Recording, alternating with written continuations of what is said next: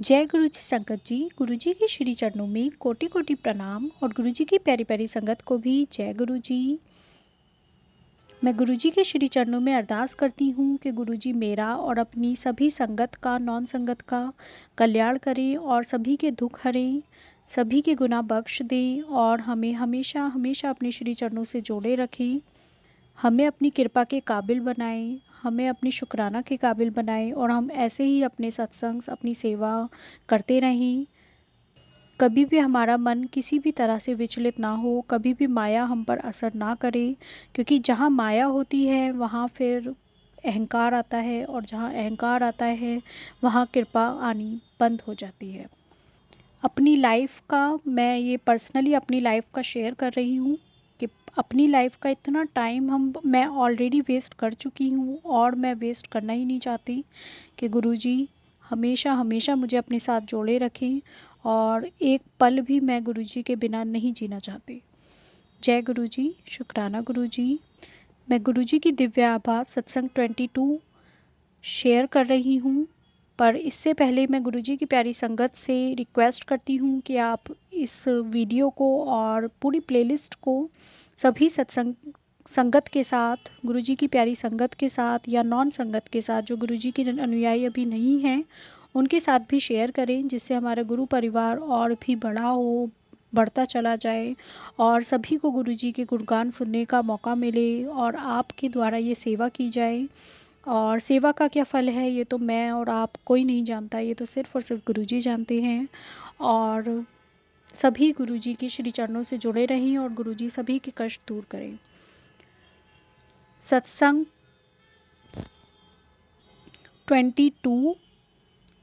22 मेरे अंधकार में ज्योत जलाई। मनुष्य के जीवन में कुछ ऐसी घटनाएं होती हैं जिनको सहते हुए यही कहा जा सकता है कि संभवतः ईश्वर की यही इच्छा थी। मुझे नवजीवन प्रदान करने के लिए मैं सदा गुरुजी की आभारी रहूंगी। गत घटनाओं का अवलोकन करते हुए अब मैं उनका बोध कर सकती हूँ, पर उस समय कारण मेरी समझ से बाहर थे। दुर्भाग्य मेरी नस नस में भरा हुआ था, मुझे अत्यधिक पीड़ा थी, मेरे जीवन का हर अंग भौतिक और मानसिक व्यथा से परितप्त था। यद्यपि गुरुजी ने आकाशदीप बनकर मेरे जीवन में प्रवेश किया था, मुझे अंधकार और निराशा के अतिरिक्त कुछ दृष्टिगोचर नहीं था।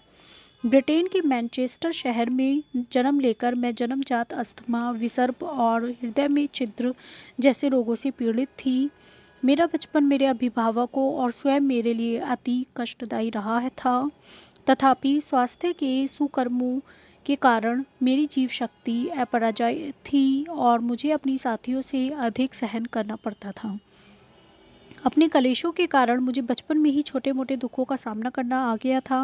मुझे अपने 10 वर्ष पूरे होने की शंका थी, पर भाग्य ने साथ दिया। दूसरी ओर मेरे माता पिता सदा संदिग्ध अवस्था में रहते थे, क्योंकि हृदय रोग विशेषज्ञ ने मेरे बारे में भयभीत करने वाला चित्रण किया था। स्वस्थ और प्रसन्न रहकर जीवन के सब आनंद उठाते हुए मैंने अपनी किशोरावस्था के वर्ष बिताए। 22 वर्ष की आयु में विवाह के उपरांत मैं दिल्ली आ गई। दुर्भाग्यवश दुखों के घनघोर बादल पुनः मेरे जीवन में आ गए। हर बदलते मौसम के साथ मेरा दमा अति कष्टदायी हो जाता था। हर बार मुझे चिकित्सालय में प्रविष्ट कराकर इंजेक्शन दिए जाते थे। दमे से बचने के अपने सब प्रयत्न विफल होते देखकर मैं हताश हो गई। 1997 में मुझे दमे का सबसे कठोर जानलेवा आक्रमण हुआ और अंततः मैंने हार मान ली। मुझे याद है कि मैं अपने हृदय में प्रार्थना कर रही थी कि मैं यह अंतिम हो, क्योंकि मैं और सहन नहीं कर सकती थी। उन्हीं दिनों मुझे पूर्ण शरीर पर भयंकर त्वचा रोग हो गया। बायोप्सी से पता लगा कि वह कर्कट रोग है, मीन्स कैंसर। चूँकि इससे मेरे परिवार को आघात पहुंचता, यह समाचार मैंने उनको नहीं दिया। मेरे जीने की समस्त आशा समाप्त हो चली थी। मेरा आगे का मार्ग बंद हो चुका था। अचानक उस अंधेरी रात्रि में गुरुजी ने अपनी दिव्य ज्योत प्रज्वलित करी।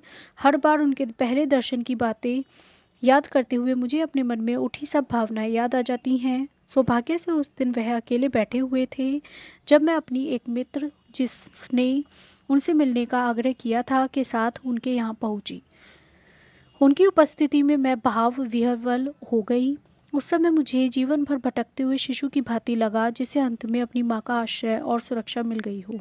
उन्होंने उसी समय मुझे अपना संरक्षण प्रदान किया। यथार्थ मैंने पहली बार पवित्र प्रेम का अनुभव किया था। उसमें न कोई प्रतिबंध था, न ही कोई अन्य चाहत। मुझे घर के सदस्य की भांति उन्होंने प्रतिदिन संगत में आने को कहा। मौसम चाहे जैसा भी हो, मैं संगत में पहुंचकर उनके अनगिनत भक्तों में बैठ जाती थी। उन दिनों मुझे असहनीय वेदना रहती थी। मेरी त्वचा से रक्त और पीप का स्राव बना रहता था।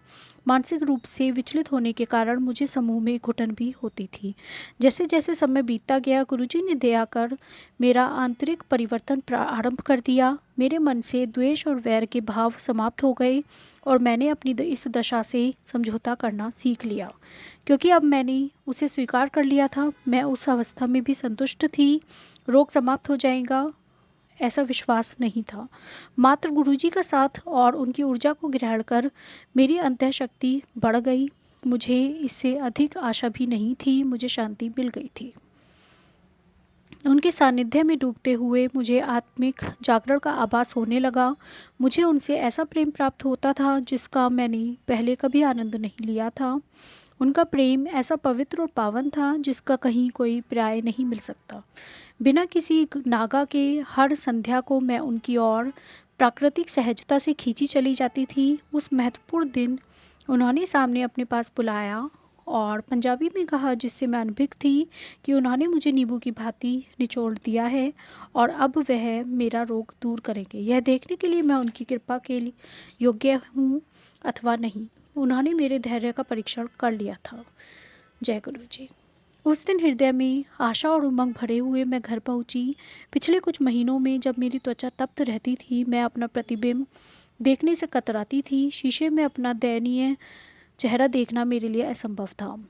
जीवन में मोड़ तब आया जब गुरुजी ने अपना शाश्वत वरदान देकर मुझे शीशे में देखने का साहस करने को कहा। मुझे साहस की अति आवश्यकता थी। मेरा चेहरा थोड़ा भिन्न और तो अवश्य था, किंतु कुछ सप्ताह बीतने पर मुझे अंतर का पता लगने लगा।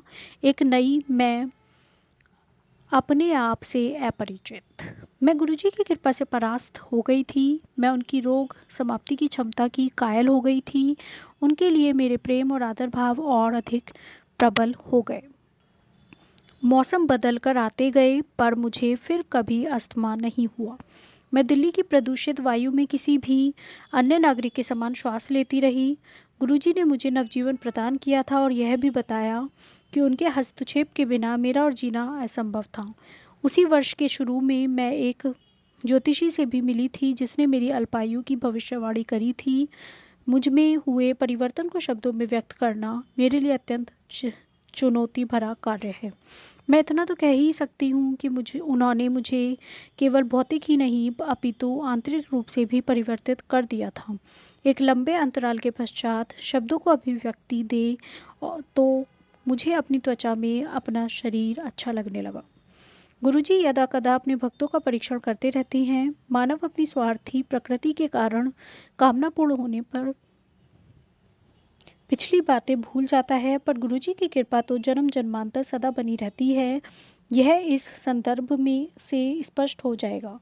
गुरुजी ने मुझे अपने चित्र के समक्ष प्रतिदिन एक मोमबत्ती जलाने को कहा था। एक दिन मेरे विस्मय से आधी डिबियाँ समाप्त होने के बाद भी वह नहीं चली। आवेश में आकर मैं स्नानागार में चली गई, मीन्स वॉशरूम में, बाथरूम में। बाहर आई तो देखा कि मोमबत्ती जल रही थी। मैं चकित रह गई। उसी सांझ को गुरुजी को धन्यवाद प्रकट करने के लिए मैं उनके दर्शन के लिए गई, यद्यपि वह मेरा जाने का निर्दिष्ट दिन नहीं था। मैं जैसे ही उनके चरण स्पर्श करने के लिए झुकी, उन्होंने धीमे से अपनी दयालु आवाज़ में प्रश्न किया कि अंत में मोमबत्ती जली या नहीं। तब मुझे आभास हुआ कि मैं उनसे दूर हो रही थी, वह तो सदा मेरे साथ थे। मैं उनकी हार्दिक आभारी हूँ और हर क्षण उनकी कृतज्ञ रहकर जीवन व्यतीत करना चाहूँगी। जय गुरुजी। ये सत्संग गुरुजी की एक भक्त का है।